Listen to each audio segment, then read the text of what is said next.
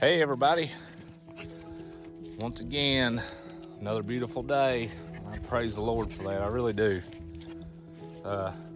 We come up to move the chicken tractor, and I don't know if you remember some of my older videos, but yellow crown beard is a problem here.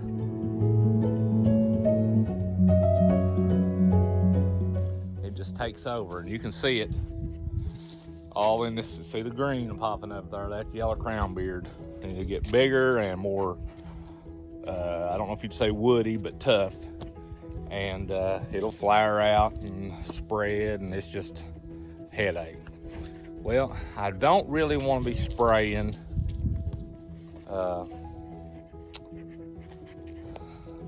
Roundup or something for weed control yet. If this don't work, then I may. But what I'm trying to do here, I'm coming right through here with my little tiller. Let me step up here. I'm leaving an area here untouched. And the reason for that is to prevent erosion. So if it comes a big gully washer rain shower, and the places that I've already tilled, and I have sowed seed on there to keep from washing it all away, I've got areas where there's still root system. Now, my thinking is perhaps next year I can go in between the rows that I've done this year. But see here, the dirt's actually good and dark. It's a little sandy. Hey girl, it's a little sandy, but I'm gonna come in here, and the first row, I'm doing turnip greens. Because I bought a bunch of turnip seed. Turnip seed's cheap. It's a wintertime plant, but I can harvest the tops through the warm weather. And it's a little shady over here. Plus the cattle can eat it, and other animals such as deer and what you have. Then I'll probably come in here. You notice the second and the third rows, which I make a circle there. I'll probably go back in there and sow my pasture mix grass seed I got.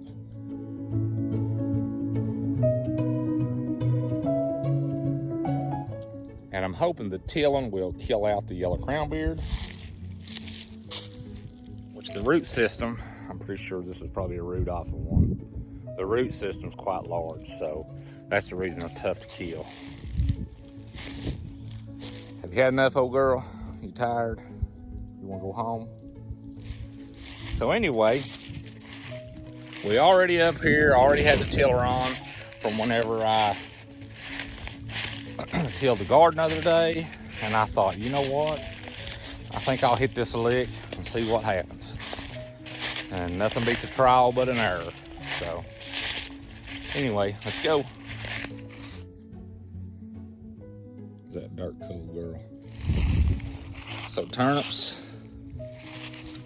maybe some other type of forage, maybe pasture mix, I don't know. So what I am using is a Kubota M series, M as in Mary, 5040, and a 6-foot King Cutter tiller. So we give the tiller a little exercise. I only use it about once a year.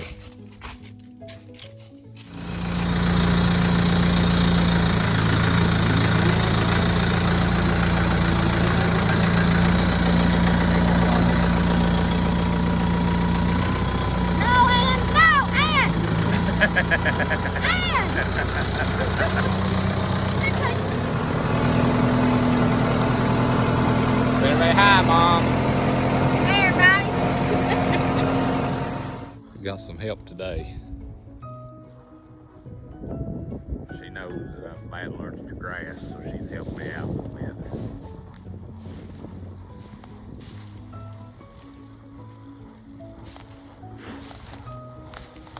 And what we're sowing is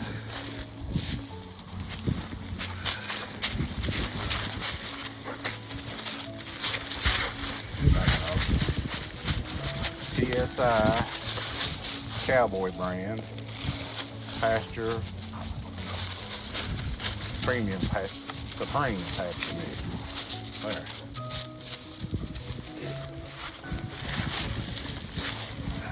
Get down, dog.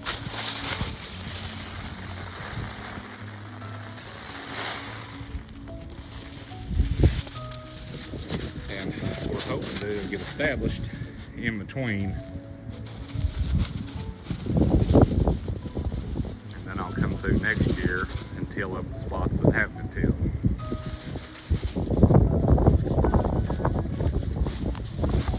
So careful.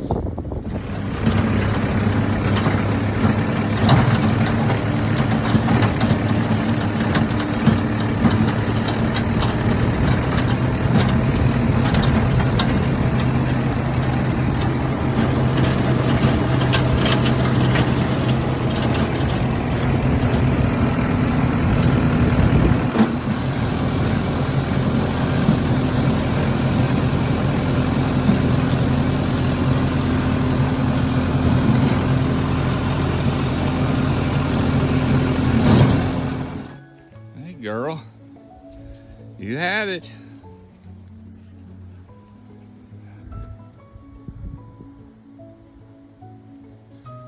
Is it a, see if we can see if it's a heifer or a bull.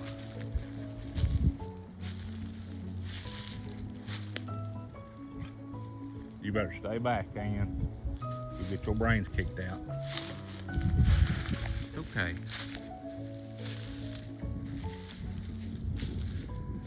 Okay, girl.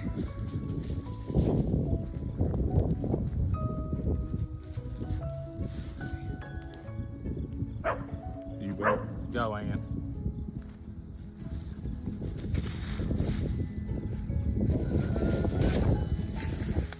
I think it's a heifer.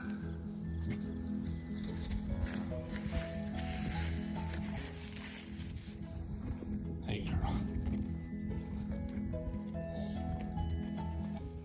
Where's your baby at, huh?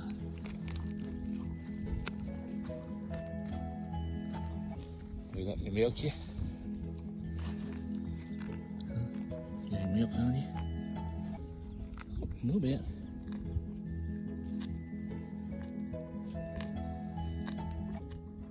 Yeah, there you go. I've never had a beef cow let me milk on her. She's a good girl, that's for sure.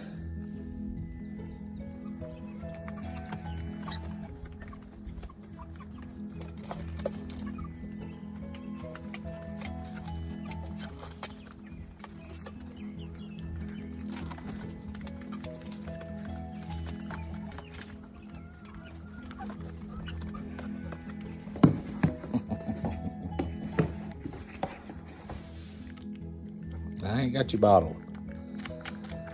I ain't got your bottle. She's fixing them right now.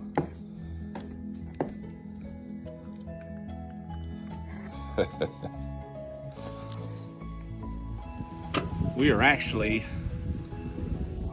had the goat, sheep, and a feedlot, and we've had them in there for a long time, and we've been building a goat lot, and we're going to move the sheep and goats over. But we actually are having a problem with parasites. So we need to get them out of there, and the purpose in me working on the goat fence today is try to get everything ready to move. So I'm got all my posts set and tamped. I think I've done a video on that a while back. But anyway, so I'm gonna show you this homemade hay spear I got, and I'm going to make an attempt to use it as a fence stretcher. Okay, so what I done, I just got a homemade hay spear I made a long time ago, and it's built heavy, it's overkill, but I had it the first time I built it, I ended up bending it, so I beefed it up. So yeah, I ain't chipped the slag or anything off the wheels, I just threw it together to use. But my thoughts here is, see, it's on backwards. Okay, I've not got my third member hooked up. I've just got it tied up here. So my thoughts is put it on backwards, set the fencing down on the spear, set my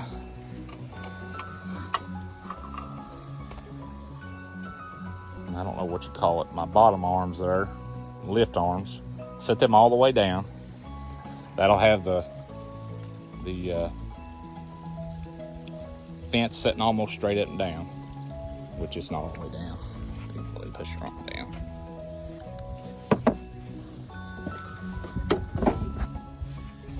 Okay.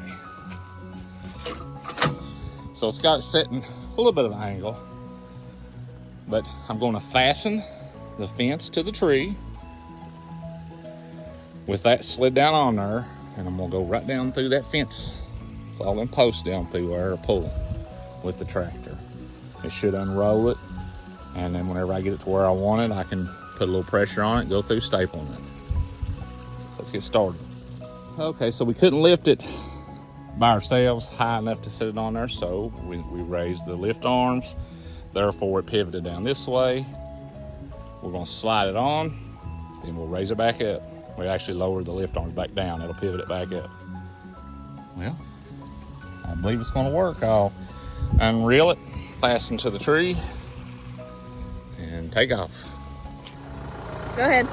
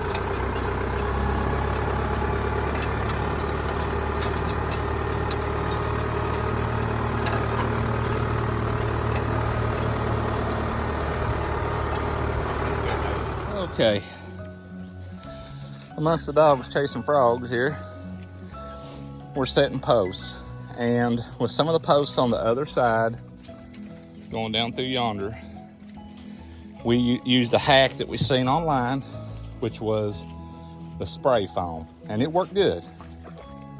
It was I don't know how the durability will be over time, but it worked good at tightening the posts up. Now that at $6 and $7 a can, if not more, depending on where you buy it and how big a can. It is comparable to the price of a bag of concrete. So in all honesty, the hack was good to try, but concrete is as inexpensive and probably will do somewhat better, although it may be harder on the posts about rotting. I do not know that. So what I've done here, this particular post, I'm not mixing the concrete first. I'm just pouring the concrete in and packing it down, tamping it down with the tamping rod. So I'm pouring the concrete. I didn't dig the hole very large around, and I'm just packing that dry concrete down in there just like I would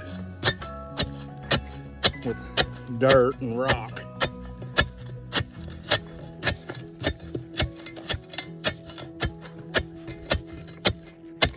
And I'll just pull some of that back up. Watch out, dog. I'll do it again. Get out of the way.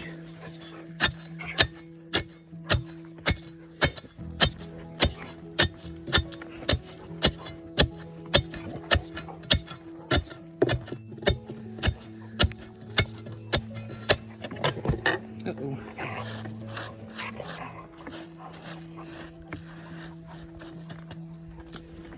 Okay, pretty good. Next. So, yeah, it's supposed to rain tonight, and I'm thinking, you know, that it'll probably draw enough moisture from the ground and rain that it should have no trouble setting up. I may go back and actually pour a little water around it here shortly, but let's move on to the next one.